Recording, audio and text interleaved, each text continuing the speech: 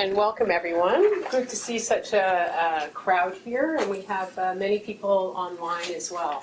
So we're pleased that there's such interest in this topic, and the timing is great. The ink is still drying from our final report completed on Friday. And so this really represents the start of us sharing the findings more broadly, and we hope it can provide information as the province moves forward in preventing falls. I'd like to acknowledge the co-PI of the project, Cam Mustard. So I'm going to start off, my first 7 slides is going to give you a little outline, nutshell version of my talk, and then following that I'll expand. And so starting falls from heights.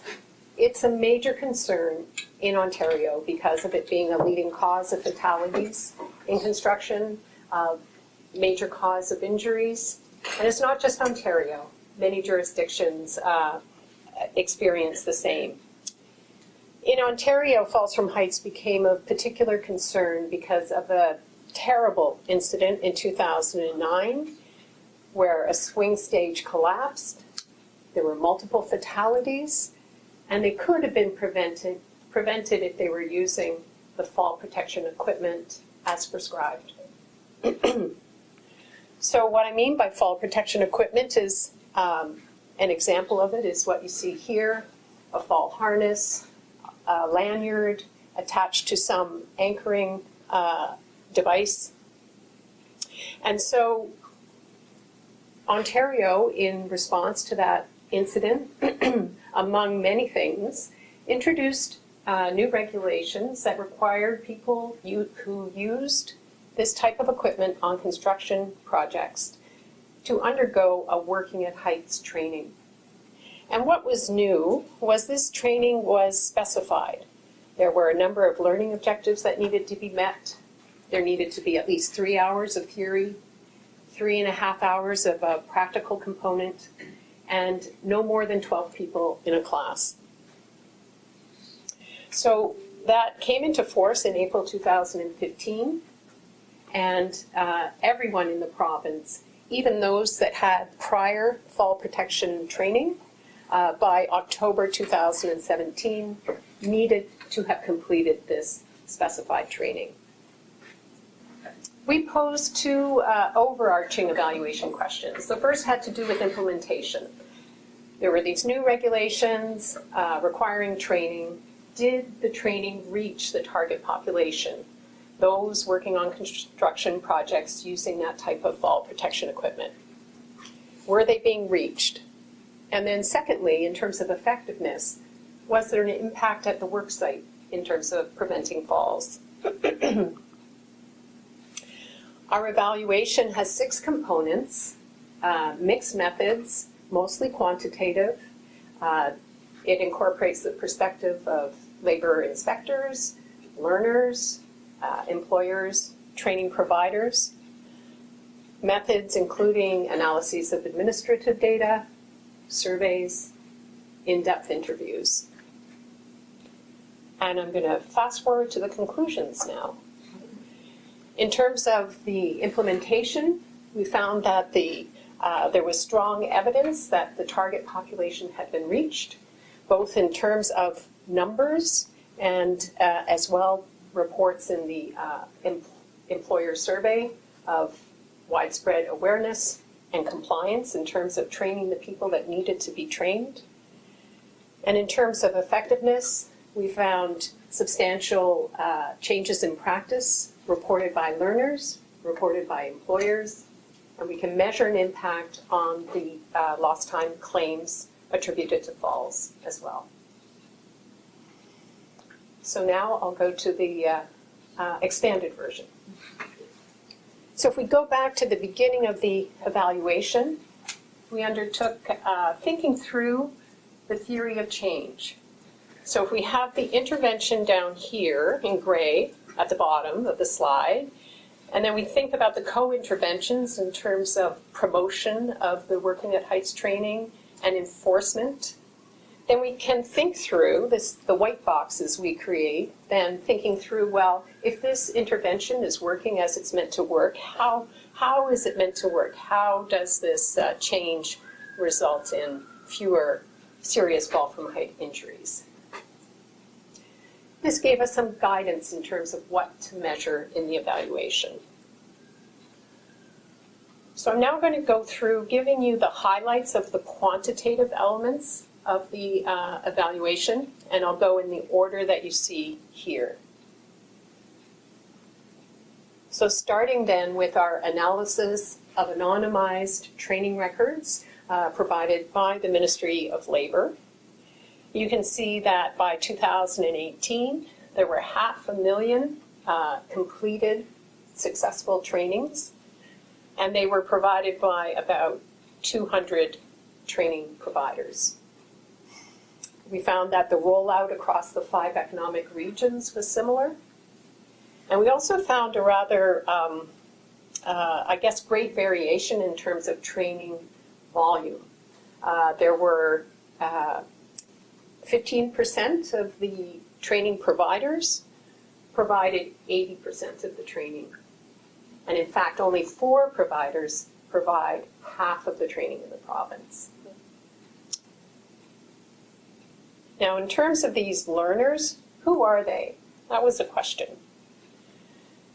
And we are able to provide an estimate of that from our survey of training providers, which I'll talk about more in a moment. One of the things we asked them to do in the survey was to estimate where their learners came from. What sectors were they coming from?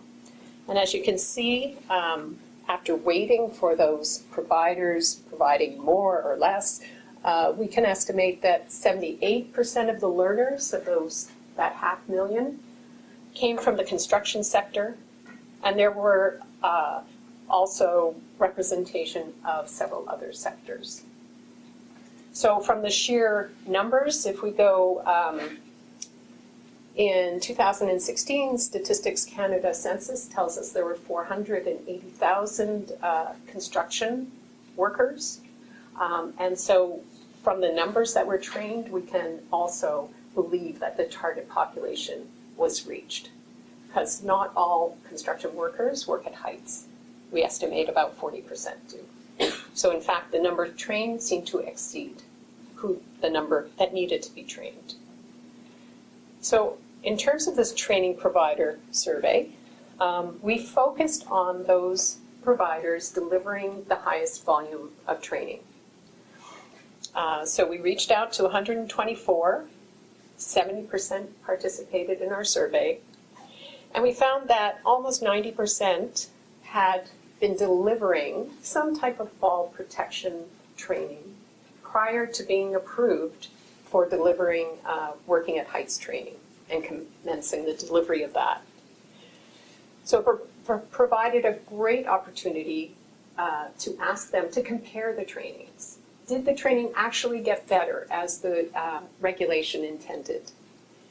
We asked a series of questions about topics covered, the length of time spent, the way people were being evaluated. And what you see here are 2 summative questions that basically asked, was the working at heights training better, or the old fall protection training better?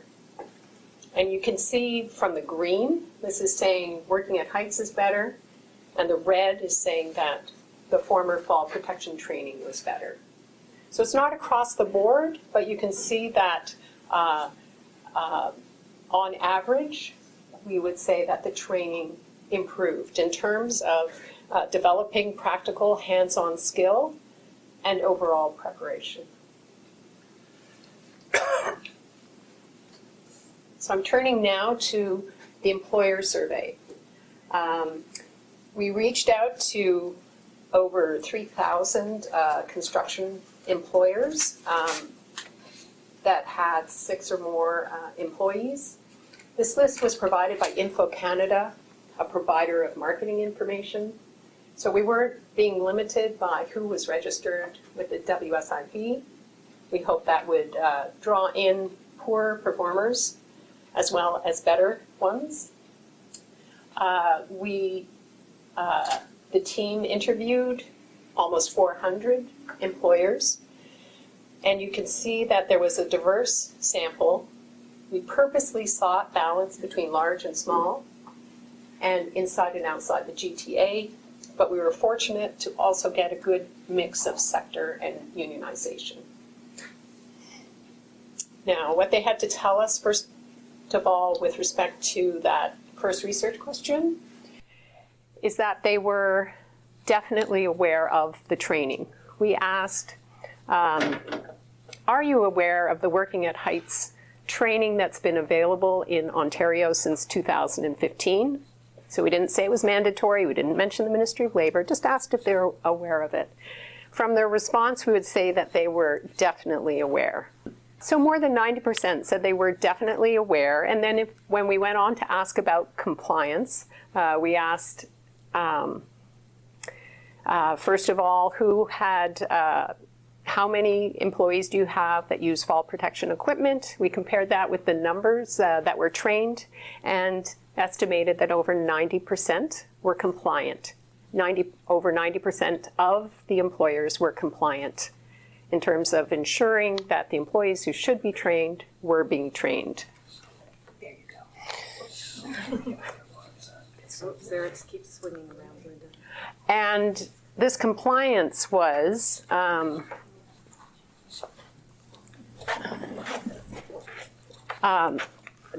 compliance was high, irrespective of sector, location, or unionization.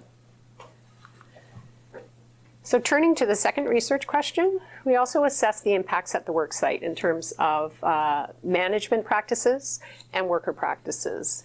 And you can see that there were sizable impacts, most often on the purchase of equipment, new equipment, as a result of the training, and almost the same impact in terms of improving or developing for the first time a fall rescue plan, and reported impacts on equipment inspection, tying off, and supervisors taking action.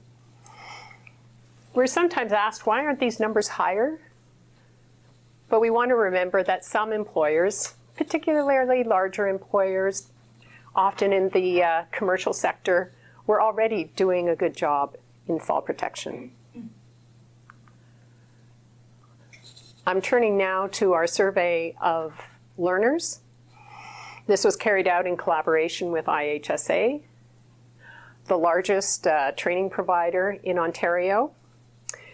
We, I guess at the outset, we thought maybe we could work with the top 10 providers, but we realized quickly that in terms of feasibility and carrying out what we wanted to carry out, that we could only choose to work with one provider.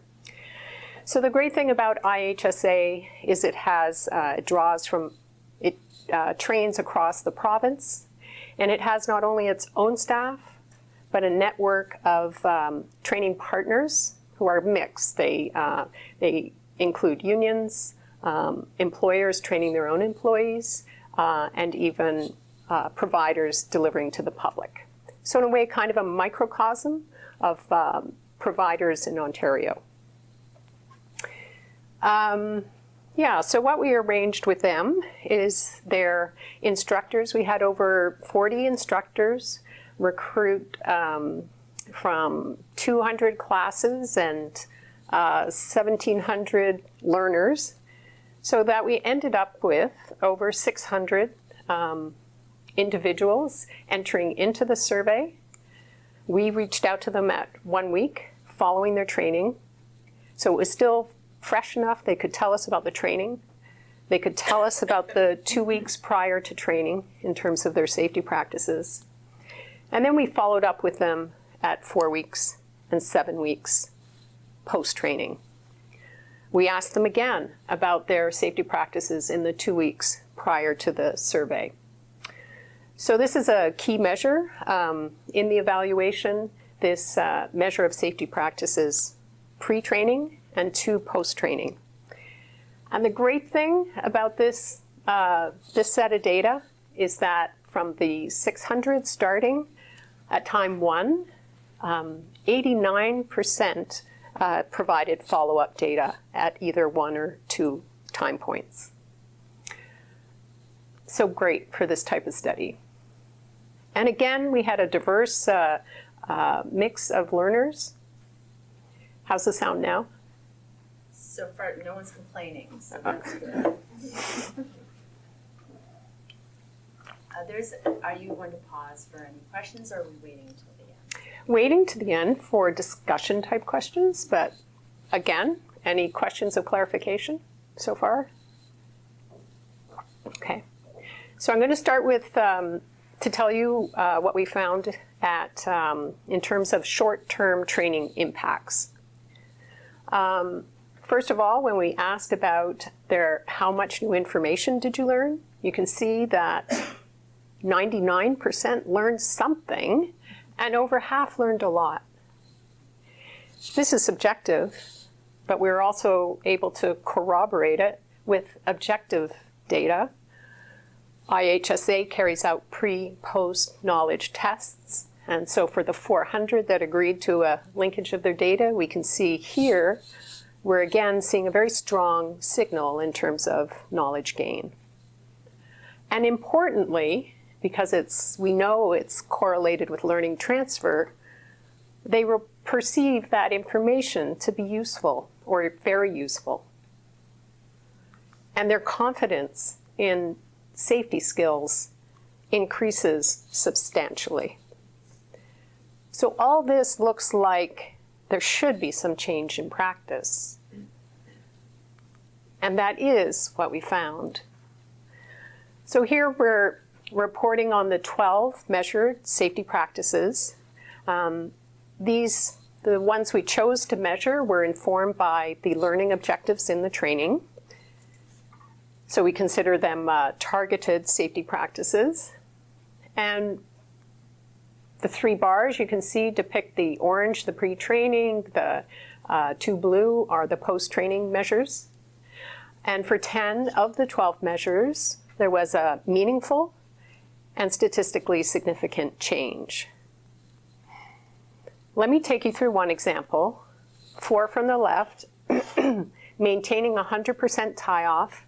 So you've never unhooked that lanyard and you're just, free to fall off the roof. And as you can see, pre-training, on average, the learners said somewhere between sometimes and often, they maintained 100% tie-off. Whereas after the training, it was somewhere between often and always. Meaningful change. No, we would want 5. That would be ideal change, but meaningful. An important thing to notice is that between 4 weeks and 7 weeks, there wasn't an dropping off of the practice. So we know to that point it was maintained, and I would love to go back and follow up 2 years later to see what would be the case now. Okay, so we've seen a large impact on knowledge, and what we would classify this as a medium-sized, moderate impact on practices. And that's what we expect from training. That's what the research literature tells us about effectiveness of health and safety training. The research also tells us that what we can expect in terms of injury prevention is small or no effect. So let's see what we found. We're turning to the analysis of lost time claims. For this set of analysis I'm going to show you, we're dealing with 3 injury categories. We created, first of all, targeted falls. So those are falls that were intended to be prevented by the intervention. Things like falling off roofs or ladders. In contrast, untargeted falls are falls on the same level, stumbling down the stairs. They weren't a target of the intervention. And then finally, other acute injuries, which in fact are mostly contact with objects and equipment. We had removed falls MSDs, burns, environmental exposures. So it's mostly contacts with objects and equipment, other mechanical energy type injuries. So the next slide shows you the long-term trend in these 3 injury categories. Targeted falls is at the bottom in blue. You have long-term decline and a flattening out around 2013-14 prior to the intervention. You see a small decline in targeted falls in 2017. We were challenged and debated within our research team, how do we carry out a pre-post evaluation? You'll recall the transition deadline was October 2017. So even 2017 is not a year of pure intervention. It's not full dose yet. But that's the best that we had. We won't have 2018 lost time injury data until later this year to work with. So 2017 is kind of an early post measure. And for the pre-intervention measure, we're using the 3 years prior to the introduction, 2012 to 2014. The problem with 2015 and 16, there simply weren't enough individuals trained during that period. So that's what you're seeing in the next slide, a comparison of 2017 in the gold bar versus 2012 to 14 in the blue bar. And we have the 3 injury categories. You can see targeted falls declined by almost 20%. And the comparators, the untargeted falls 2%, and other acute injuries 7%. So we're comparing the declines in these analyses. And so untargeted falls and especially other acute injuries are intended to control for those secular trends, right? So changes in general safety, changes in work intensity, changes in the way WSIB is making its decisions. So we're really looking at the difference between 7% and 20% in order to estimate the impact of the intervention. We explored where is the intervention effect taking place, and found that it was predominantly taking place in the smallest firms. So we have 3 size categories here, number of FTEs, and we found it was in the less than 5 FTEs where the intervention effect was mostly seen. You see it a bit in this middle category and really hardly at all in the 50 plus.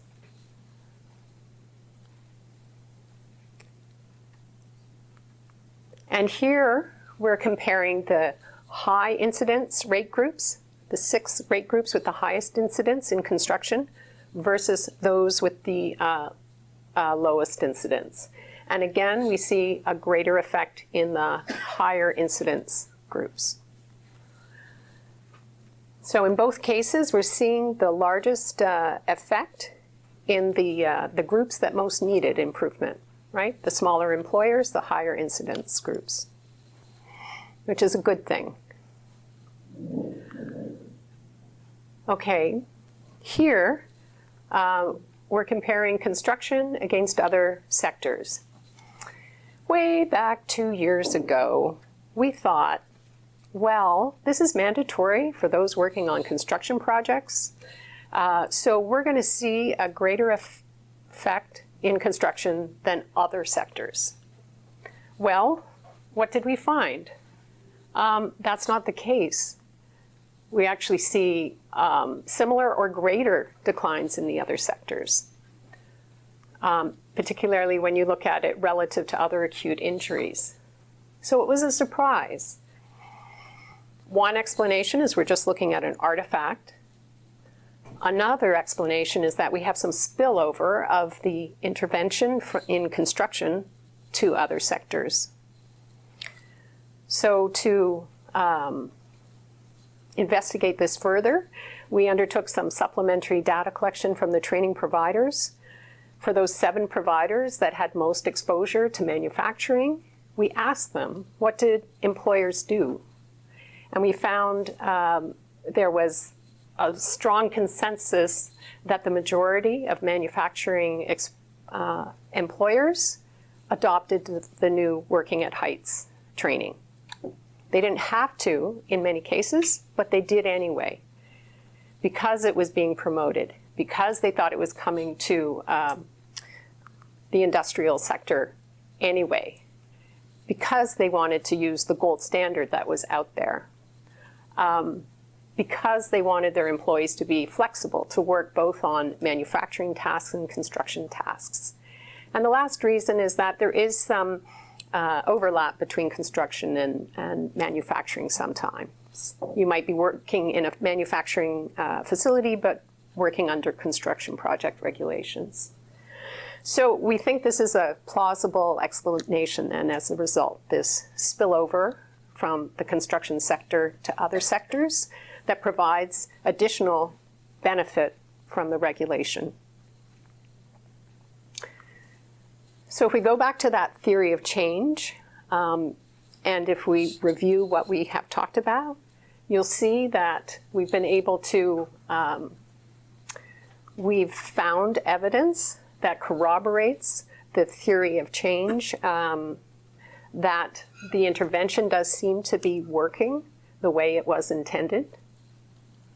And so we come back to the conclusions that there's strong evidence of the target population being reached in terms of their awareness, in terms of their compliance with the regulation, and that there has been an impact on safety practices at the workplace that's had a measurable, statistically significant impact on lost time claims. So before I move on to questions, I'd like to acknowledge the large number of individuals inside the Institute and outside the Institute who participated, have contributed to this study.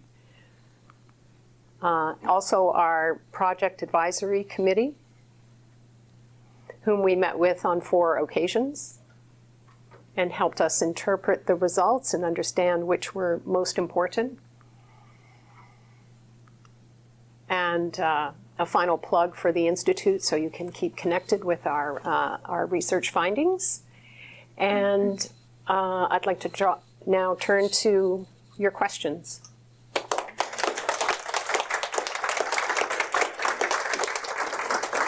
Thank you very much. It looks like we have a webinar question. Yeah, because it came so early. Maybe that person can't take it from here. It's about the trainers. Did the evaluation look at how the trainers were vetted? So how were the trainers vetted? And somebody else answered the question of the trainers, and you can provide input too, but all the providers are approved using the MOL training provider standards, which are posted on the MOL website. And then the person also asked how controlled was the content of the curriculum and activities. Did your evaluation look at that? No, we didn't explore quality assurance in terms of so we left quality assurance to the Ministry of Labor. Yeah, and it sounds like, yeah, if it wasn't clear that this is a prescribed training program, and in the province of Ontario now, those delivering the program, both the providers and the program need to be approved by the Ministry of Labor. Mm-hmm. Can I take another question? Sure. While people think in the room? Yep. Okay.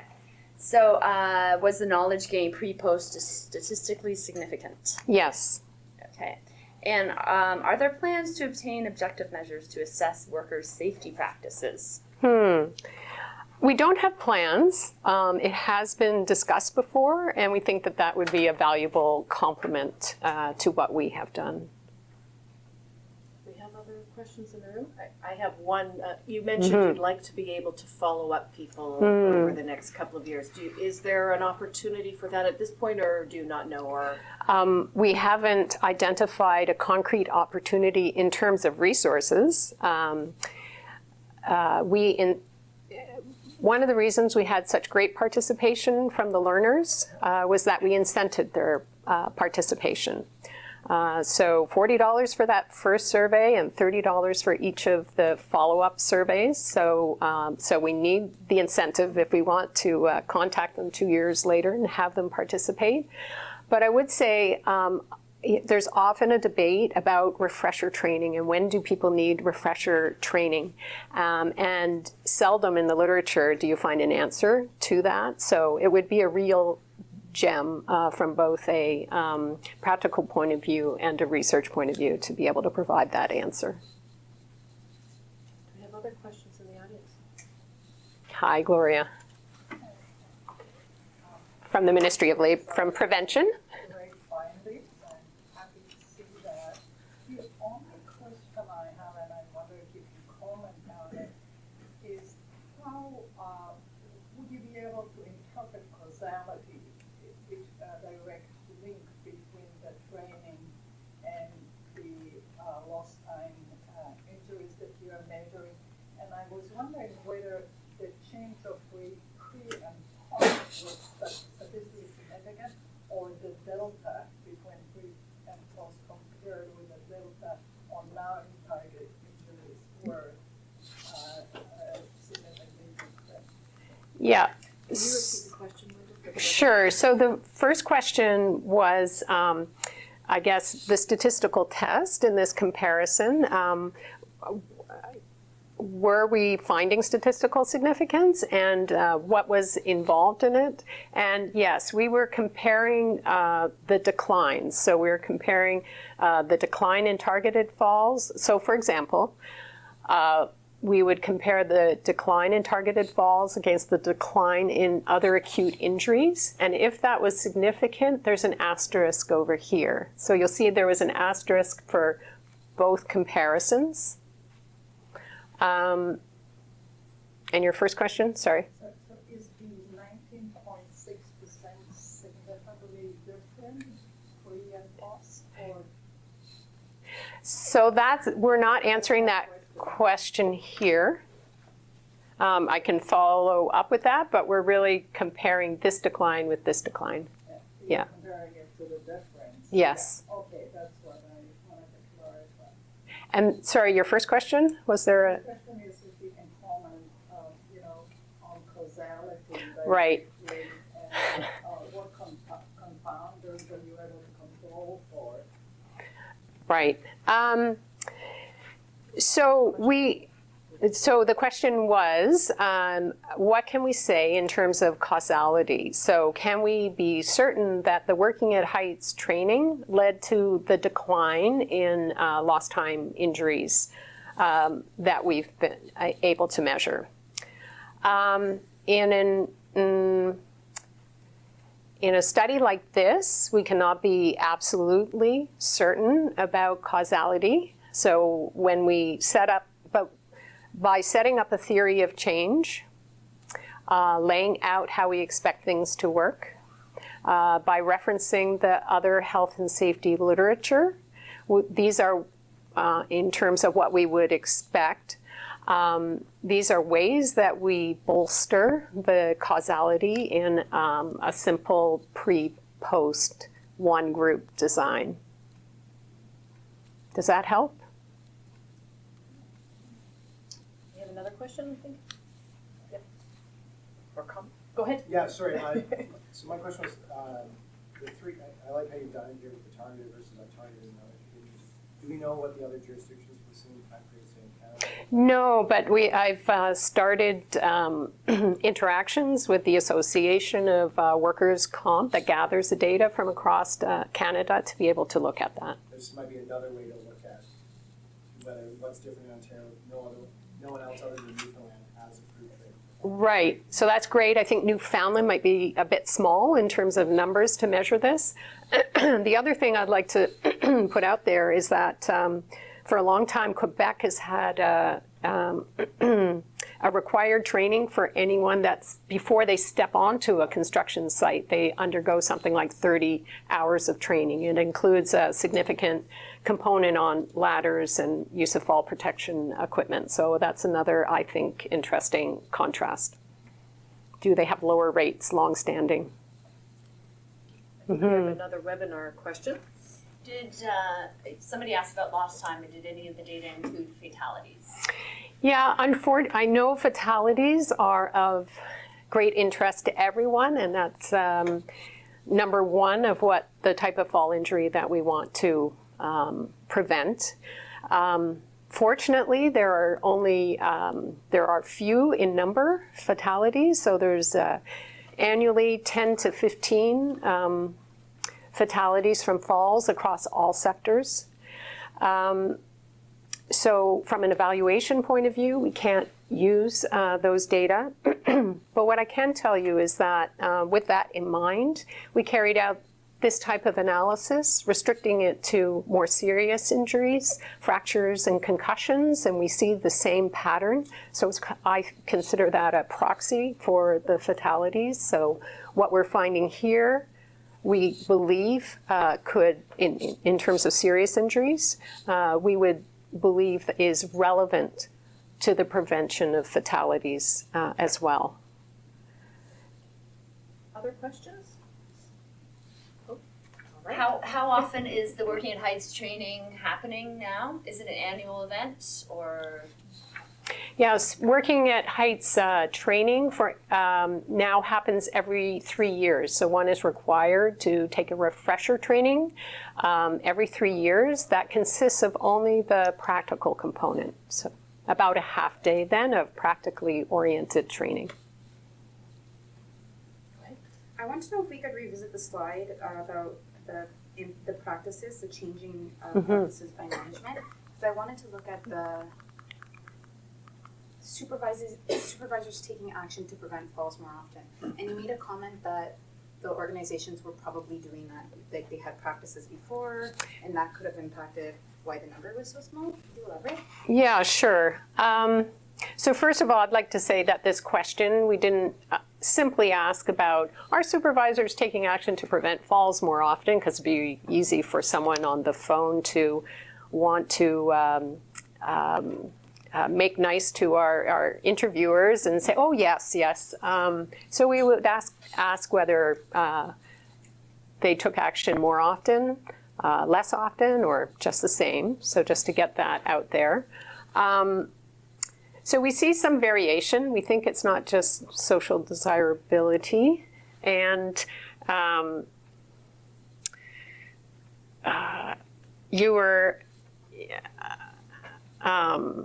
yeah, what I was trying to say is that, well, 27%, that's kind of small. What about the other 73%? So we think part of that was, part of that is that there was no change in the supervisors, and part of it is that their supervisors were already doing a good, some would have supervisors that needed to improve and didn't improve. And some would have supervisors that were already doing a good job. So you can't actually make improvement.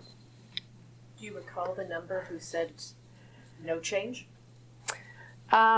In all these cases, Just that one. it's mostly no change, Okay. as opposed to the other way around. Okay. Yeah, less often. Right. Yeah. Thank you. Did the evaluation include assessing the impact of employer safety planning meetings? No, it did not. I answered that already. Yes, so that's an important question to ask though.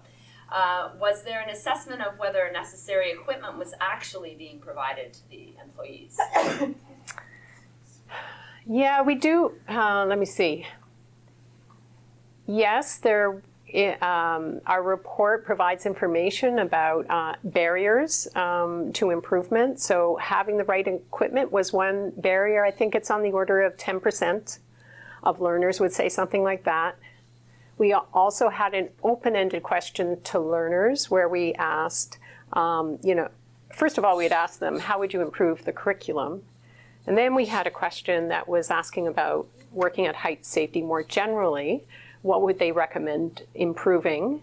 About 10% said they'd do something different with the curriculum. About 15% said they would do refresher training, more training, and about 20% said that they wanted more equipment, better equipment, correct equipment, and not have to share it. So that theme did come out. There's more. Go ahead. One was about it was the retention performance improvement between 4 and 7 weeks on one chart. This person noted when they think that typically over time retention and performance would decline. So do you have an explanation for that, or is he interpreting it right? So I think overall we would say that there was no change between 4 weeks and 7 weeks when you look across all the practices, and so we didn't see a decline, so that's a great thing. How would I interpret that? I think they must be getting some reinforcement from their supervisors and management to be maintaining it. Otherwise, we would expect it to drop off. Right. Cam? Lynda, among the learners, were there some learners who learned more or who reported that they were changing practices more? I'm particularly thinking about tenure, how long a person had been in the industry. So we did see differences across groups in terms of sector, years in construction. They were on the order of a 10% difference in terms of improvement. We found improvement across the board. Who improved but what was driving the change, or rather the improvement in safety practices, is where they came into the training. Right, so the ones that made the most improvement were the ones that had the poorest practices to start. I just wondered if I could follow up on the comment about at 7 weeks it didn't decline. 7 weeks is still a pretty short term, so it Agreed. Should be pretty fresh. Sometimes, they talk about these refreshers that you mentioned coming when you see things. You mentioned 3 years as a refresher course. Do you know if the ministry plans to do advertising and sort of awareness that way, posters, because that's another way to sort of do refreshing that's less costly, reinforcement, but might help to remind people and maintain those changes over time. Well, I think perhaps I should turn to ministry colleagues. I am not aware of those plans. I can say from our report that the one thing I could say about it is training providers are concerned about not having the numbers coming to refresher training that they expected. And one of the things they have mentioned is there isn't as much promotion as there was the first time round. There was a lot. It's been widely acknowledged. The inspectors knew about it, that there was a good deal of promotion. So it may be an important element. Jules, and now the informed opinion. To speak to that briefly, is that we're totally aware that we are not doing as much of a promotion as we did the first time around. It's an item of active discussion with the ministry. To be honest, there's some fiscal considerations with regards to the money that was spent the first time versus this time. And so it's been pretty passive. Mostly it's through social media postings and all that we're reminding people of refresher. The other thing we want to do is we want to change the working at heights notifications, or the ability to contact learners. So we're implementing a new database. So actually be able to directly reach out to learners to remind them each individually they have to refresh. Because under our initial database, we were not able to do that. So we didn't have consent to actually contact them to remind them they had to do refresher. Because under FOI, the rules were quite strict with the information was gathered to mail a card, but not to send a reminder letter. I know that sounds funny sometimes to people, but that's the rules. Under our new database, we will be able to have more active, direct, one-on-one communications with each and every learner to remind them of that. So And then on the piece, you said providers being worried that there's less people coming in. So we've been in active discussion with them about that as well. It's hard to know, but we actually feel based on the numbers, our policy projection of how many people should do the training, it was way oversubscribed. People were taking it who did not need to take it. When I fielded myself, there was seen many calls from people in the construction industry who were saying, I just trained everybody. If they were stepping foot on the project, coffee truck person, so it's almost like we did so effective with regards to communicating the need for the training. People were like, just train everybody. And now they're like, okay, now I understand it better. You literally only need to do it if you're on a construction project at heights, and you have to wear the equipment. So like a lot of this understanding, if there's guardrails, you don't need this training, right? So I think there's a better understanding of who has to take it. So part of the number drop might be because of that as well. And Jules, did you say that reminders are being sent out? Or Not to- currently, because we don't have the currently. ability to send Right, reminders right now to individuals, but we will under our new database, which is coming into place April 1st. We will have an ability to contact them and employers as well who are in the database. So. Other questions or comments from the audience? Yes. Yes. Lynda, Hello. in the survey participants themselves, was there any data that you could offer around the diversity? Were there some small-time operators like self-employed people that where the impact of the cost and time away from the job site to do the training was more impactful than, say, a large employer that can just afford to do that? Yeah, so we did are you talking about employers or learners now? I guess it relates to both in some respects. So Could you summarize the question? Yeah, so the question was about whether there was a difference between larger and smaller employers with respect to the ability to comply with the training requirements, specifically the cost. So we did assess the difficulties. We posed a list of potential difficulties and followed up with an open-ended question. And you're right, with smaller employers, cost was more of an issue.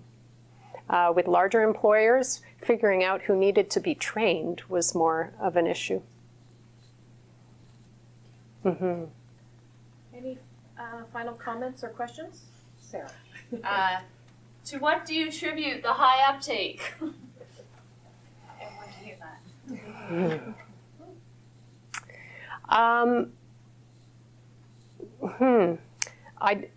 I think there was a loud and consistent message across the province in terms of promotion with popular media. I heard radio ads mentioned by multiple individuals. There had been ongoing communication from Ministry of Labor inspectors as well. And Ian, you might be able to comment. I think in the employer community there was discussion. Lots of communication through the employer associations, for sure. Mm-hmm. Jules, anything to add? Or Gloria? I think it covers that. Really, the radio ads got mentioned to us as much. It was our largest radio campaign we'd ever done on health and safety. We've usually done it in like very small targeted approaches, and that was the most blanketed approach. And I think from feedback we've had, people have said, I'd never heard the Ministry of Labor till those radio ads. So we got lots of funny yeah, it was interesting. When I talk about looking at new ways to continue to identify fiscal considerations on radio is expensive for us, and so that's one of the challenges. Bishak. Lynda, not necessarily related to the evaluation design, but I wanted to ask a question around language, that the language of the training being English, because considering the large number of newcomers working in construction, so I was wondering if in your conversations with the training providers, has there been any conversation around language being a barrier or a challenge for them in training training the construction workers? Yeah, so the question had to do with whether having a language other than English as your first language, whether that would be a barrier in learning, in the training sessions. So there has been the development of some trainings offered in a different language. I know IHSA developed training in different languages. I believe they had the slides still in English and had verbal communication that was different. I know there is a concern from providers about those who are in an English class that have limited English ability. We did ask about language ability in the learners that we surveyed, but of course there'd be a selection anyway. But of those, most had a facility with English. We gave the option of being able to talk on the telephone. So I think it's real, and there has been some steps to address it. Maybe just finally, you mentioned this report that the ink is drying on. Is that available to everyone? Yes, we will be posting it as of today, and you can contact me if you need the link, right? At some point, I believe our communications team will be communicating that link. I think we'll be live right after this. Okay, and where would people find it then?